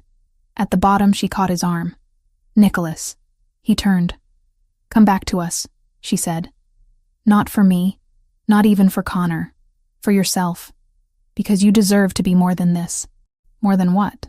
"More than a man who walks into danger because it's all he knows how to do." His expression cracked, just for a second. Then he pulled the mask back into place. "I'll be back by midnight." "You better be." He left without another word. Samantha stood in the empty hallway, listening to car engines start outside. The convoy pulled away, taillights disappearing down the driveway. She checked on Connor one more time. Still asleep. Then she went to her room, sat on the edge of the bed, and waited. The warehouse in Red Hook looked abandoned from the outside. Broken windows, faded paint, graffiti on the walls. But Nicholas knew better. Volkov's people had been using it for months. The convoy parked 2 blocks away. Nicholas, Ethan, and 2 others approached on foot. Team Alpha was already in position on the neighboring rooftop. Team Bravo covered the rear exit. "Comms check," Ethan said quietly into his radio. 4 confirmations came back. They reached the main entrance at 7:58. Nicholas pushed the door open. It wasn't locked. Inside, the warehouse was exactly what he expected. Bare concrete floors, exposed beams, shadows everywhere. Volkov stood in the center with 6 men flanking him. "Nicholas Pellegrini," Volkov said in accented English. "You came. You asked for a meeting. I asked for negotiation. You brought army. You brought 6 men. I brought insurance." Volkov smiled, but it didn't reach his eyes. "You are smart, man. Too smart, maybe. What do you want, Dmitri? I want you to stop interfering with my business. Brooklyn territory is mine now." "No," Nicholas said simply. "It's not." "Then we have problem. We've had a problem since you sent men to my property. Since you took photos of my son." Volkov's smile widened. "Ah, yes. The boy. He looks like you. Very much." Nicholas's hands curled into fists. "If you threaten him again, there won't be negotiation. There won't be a meeting. There will just be you, dead, wherever I find you. Big words for man surrounded." "Am I surrounded?" Nicholas asked. "Check your windows." Volkov glanced up. Red laser dots appeared on his chest. on each of his men. From the rooftop across the street, Volkov's expression darkened. You set trap. You walked into it. So what now? You kill us all? No, Nicholas said. That's too easy. Now you answer for what you've done. On cue, the rear door burst open. Federal agents poured in, weapons drawn, badges visible. FBI, nobody move. Volkov reached for his gun. Ethan shot him in the shoulder before he could draw. Volkov went down hard. The other men surrendered immediately, hands up. Agent Morrison approached Nicholas. We'll take it from here. Make sure they don't make bail. Already arranged. Charges are solid. They won't see daylight for 20 years. Nicholas watched as agents handcuffed Volkov and his men, reading them rights, hauling them toward waiting vehicles. It was over in 6 minutes. Ethan holstered his weapon. Clean operation. Almost too clean. You complaining? No, just cautious. They swept the warehouse once more to confirm it was clear, then walked back to the convoy. Nicholas pulled out his phone and sent a text. It's done. On my way back. 3 dots appeared immediately. Samantha typing. Then just, okay. The drive back to Long Island took 40 minutes. Nicholas spent most of it staring out the window, processing what had just happened. It was over. The threat was neutralized. Connor was safe. And he'd kept his promise. The gates opened as they approached. Nicholas thanked Ethan and the team, then walked into the house alone. It was just past midnight. The first floor was dark. He took the stairs quietly, not wanting to wake anyone. But Samantha's door was open. Light spilled into the hallway. He knocked softly. Come in, she said. She was sitting on the couch in the small sitting area, still dressed, clearly unable to sleep. Her eyes went to him immediately, scanning for injuries. I'm fine, he said. You're back. I told you I would be. She stood slowly. It's really over? Yes. Volkov and his men are in federal custody. They won't be getting out. Her breath left in a rush. Connor's safe. Connor's safe. She crossed the room in 3 steps and threw her arms around him. Nicholas froze for half a second, surprised, then wrapped his arms around her waist, pulling her close. She was shaking. Or maybe he was. Hard to tell. I thought you weren't coming back. She whispered against his chest. I promised. People break promises. I don't. Not to you. Not anymore. She pulled back just enough to look up at him. Her eyes were wet, but she wasn't crying. Not quite. Thank you, she said. For what? For keeping him safe. For keeping us safe. That's not something you need to thank me for. Yes, it is. They stood there, still holding each other, the space between them smaller than it had been in years. Nicholas lifted one hand and brushed a strand of hair from her face. We should tell him tomorrow. About me.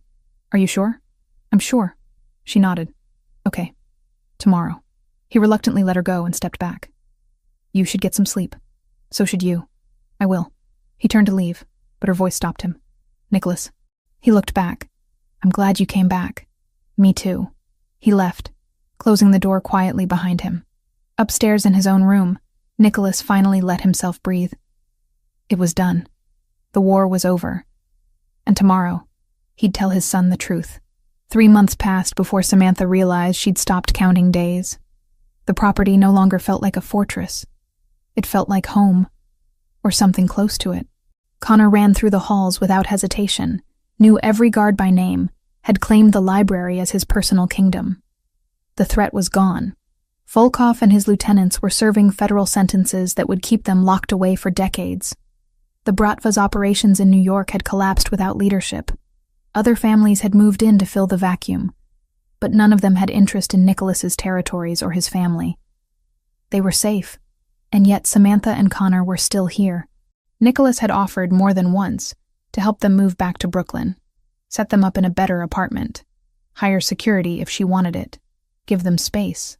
She'd said no every time. Not because she was afraid, but because leaving felt wrong now. Felt like running from something that had finally started to take shape. Connor called it home. He had routines here. Friends among the staff. A tutor he loved. A pool he swam in every day. And he had Nicholas. They'd told Connor the truth 2 days after Nicholas returned from Brooklyn. Sat him down in the library. both of them nervous in ways they hadn't expected. "Connor, we need to talk to you about something important," Samantha had said. Connor looked up from his dinosaur book, curious, but not worried. "Okay." Nicholas had cleared his throat. "You know how you asked me once if I was going to stay here with you and your mom?" "Yeah." "You said yes. That's because I'm not just your mom's friend. I'm your father." Connor had blinked, processed, then tilted his head. "Like a dad?" "Yes, like a dad." "Oh." Connor thought about it for exactly 3 seconds. "Does that mean you live here now? Like forever?" Nicholas had glanced at Samantha, uncertain. She'd nodded slightly. "If you want me to," Nicholas said. "I want you to," Connor replied simply. "Can we still do chess?" "Of course." "And swimming?" "Every day if you want." "Cool. Can I go back to my book now?" They'd let him go, both of them stunned by how easily he'd accepted it. "That's it?"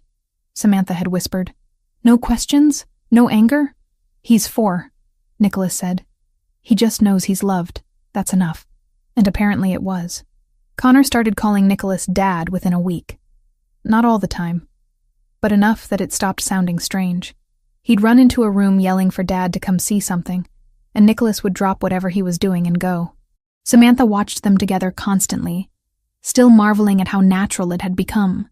Nicholas teaching Connor to ride a bike on the long driveway. Nicholas reading bedtime stories in different voices. Nicholas patiently explaining why velociraptors were actually much smaller than Jurassic Park showed them. He was a good father. Better than she'd expected. Better than she'd let herself hope for. But they still hadn't talked about what came next. For her and Nicholas. The adults in this equation. They existed in a strange limbo. Co-parenting. Living under the same roof. Occasionally catching each other's eyes across a room and looking away too quickly. The night Nicholas kissed her after returning from Brooklyn had been real. She hadn't imagined it. But neither of them had mentioned it since. Until tonight. Connor was asleep. Samantha had finished her evening class with students. She'd painted for an hour, then wandered downstairs looking for tea. She found Nicholas in the kitchen instead. He was leaning against the counter, glass of water in hand, staring at nothing. "Can't sleep?" she asked. He looked up. "Not really." "You?" "Same." She poured herself tea and sat at the island. He stayed where he was, watching her. "We should talk," he said finally. "About what?" "About this. Us. Whatever we're doing." Her heart kicked. "Okay." He set his glass down and crossed his arms. "You've been here 3 months. The threat's gone. You could leave any time, but you haven't. Connor's happy here." "Is that the only reason?" She looked down at her tea. "No. Then what's the other reason?" She took a breath. "I don't know yet. Ask me again in a month. I'm asking now." "Why?" "Because I need to know if you're staying because it's convenient or because you want to." "Want to what?" she challenged. "Stay in your house? Raise our son under your roof? Pretend we're some kind of family? We are a family. We're co-parents with shared space. That's not the same thing." Nicholas pushed off the counter and closed the distance between them. Then what would make it the same thing? She stood to meet him, tired of looking up. "I don't know, Nicholas. You tell me. You're the one who let me go 4 years ago without fighting. You're the one who built walls so high I couldn't climb them. You're the one who decided what was best for me without asking. I was wrong. I know you were wrong. But knowing doesn't fix it." "Then what does?" "Time," she said. "Trust. Proof that you've actually changed and this isn't just about Connor. It's not just about Connor. Prove it." He stared at her for a long moment. Then he reached into his pocket and pulled out a small box. Samantha's breath stopped. "What is that?" Nicholas opened it. Inside was a ring. Not new. Old. Familiar. Her wedding ring. But different. The band had been resized. Small stones had been added to the setting. Birthstones. February. Connor's birth month. "You kept it," she whispered. "I kept everything," he said. "Your ring. Photos.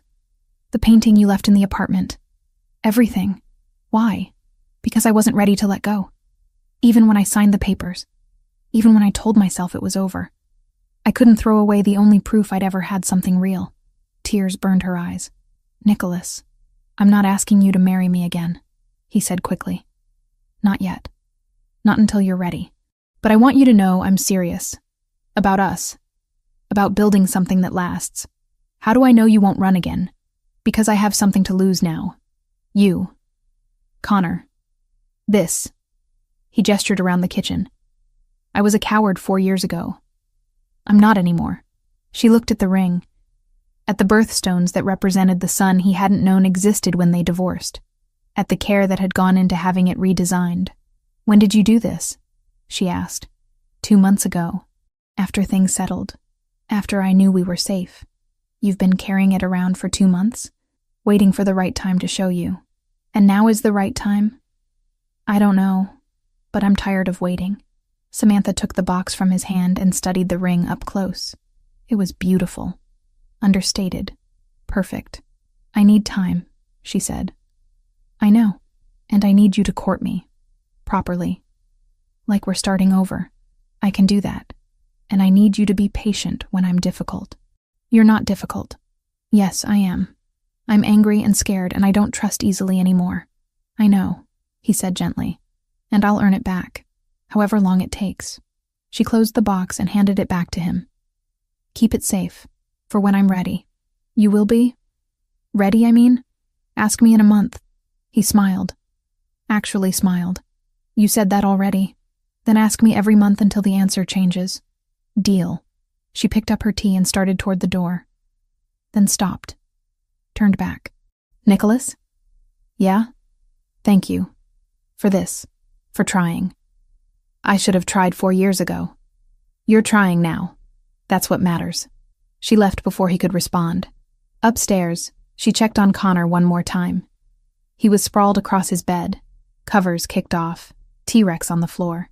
She picked up the dinosaur and tucked it back beside him. He stirred. "Mom? I'm here, baby. Is Dad still here too?" Her throat tightened at how easily he said it. "Dad. He's downstairs." "Good. I like when we're all here." "Me too." "Night, Mom." "Night, Connor." She kissed his forehead and left. In her own room, she sat on the edge of the bed and let herself cry.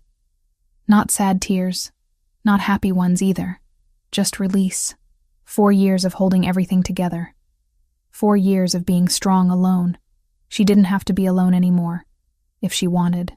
The next morning, Nicholas did exactly what she'd asked. He courted her. Flowers appeared on the kitchen counter with a note. "Coffee's ready. I remembered how you take it." Dinner invitations written on folded paper slipped under her door. "Maria's making your favorite. Join me. 8 o'clock. Connor's invited too." Small gifts that weren't expensive but were personal. A new set of brushes for her studio. A book she'd mentioned wanting to read. A framed photo of Connor from the park, taken months ago when everything was still complicated.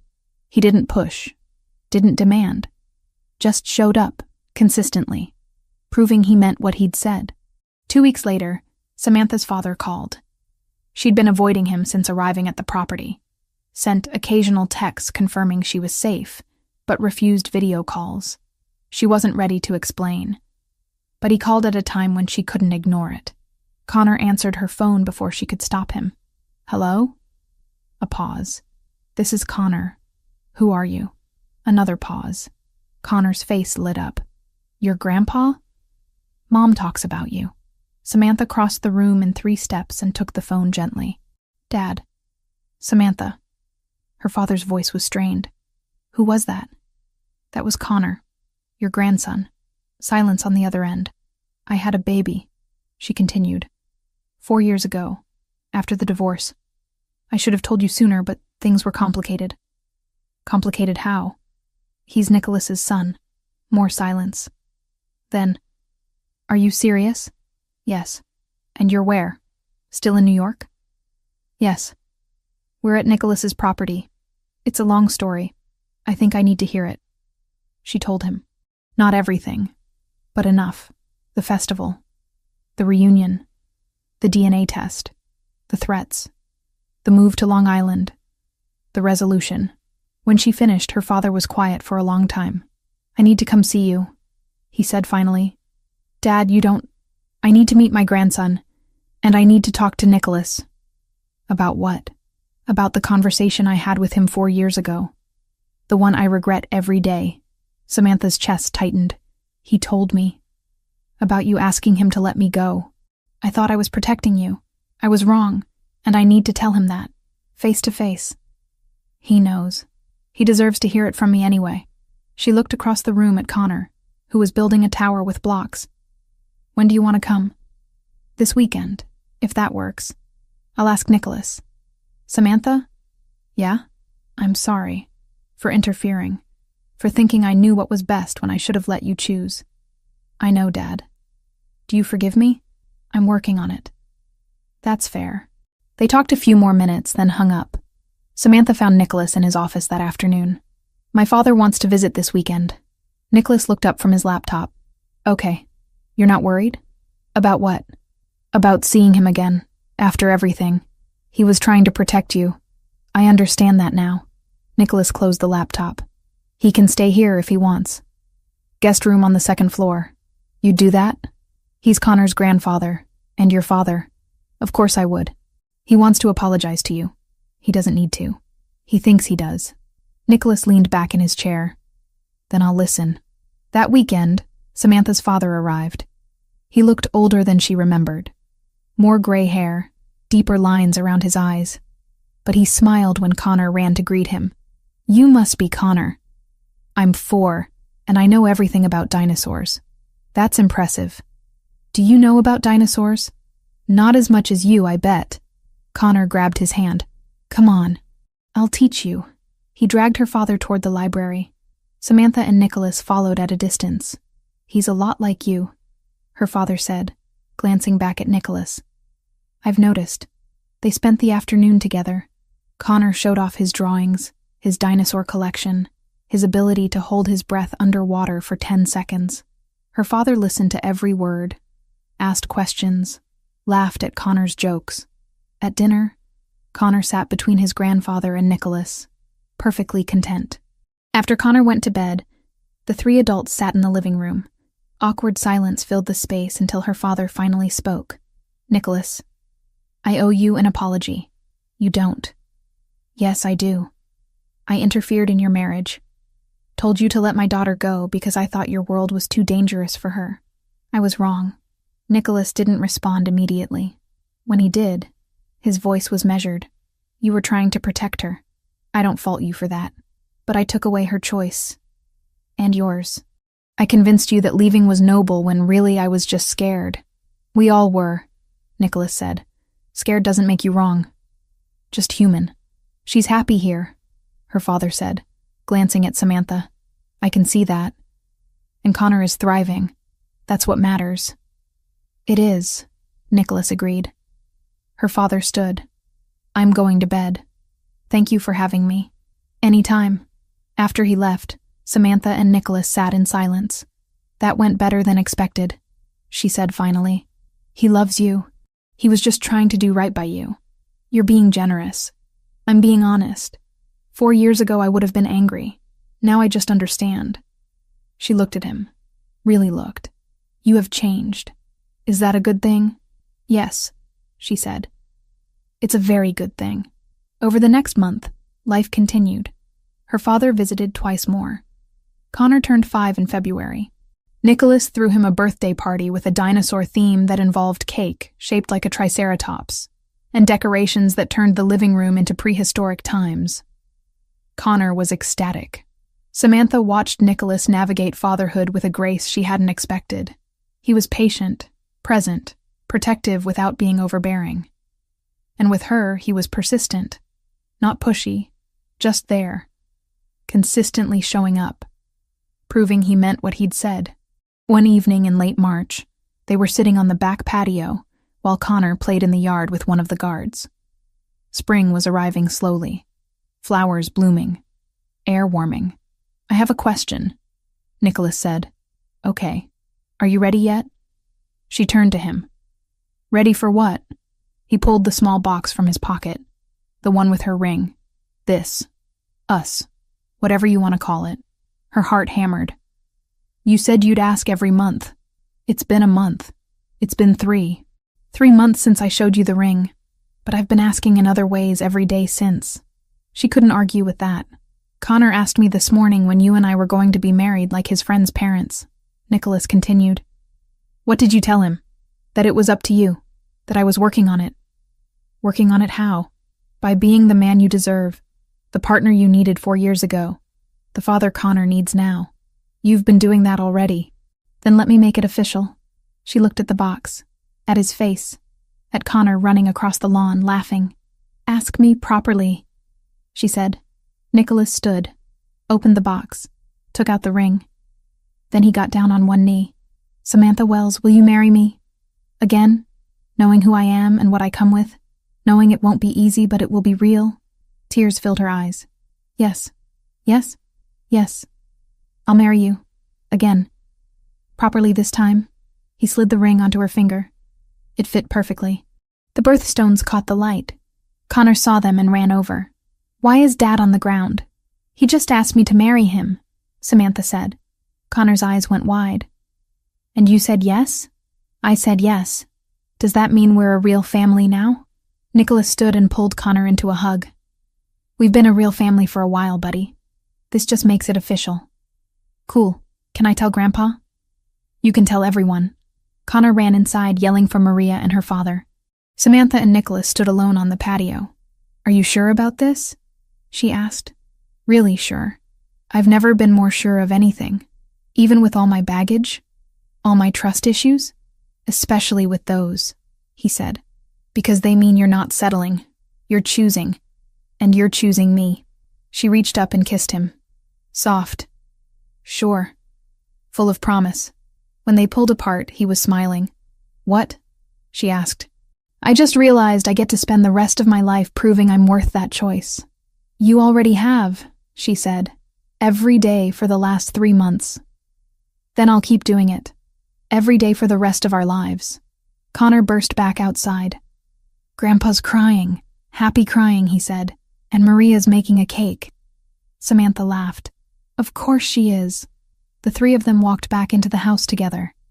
Nicholas's hand in Samantha's. Connor between them. Talking about whether they'd have dinosaurs at the wedding. It wasn't the life Samantha had planned. It was better. Messy and complicated and built on second chances. But real. And finally, after 4 years of being apart, they were building something that would last. Together. The end.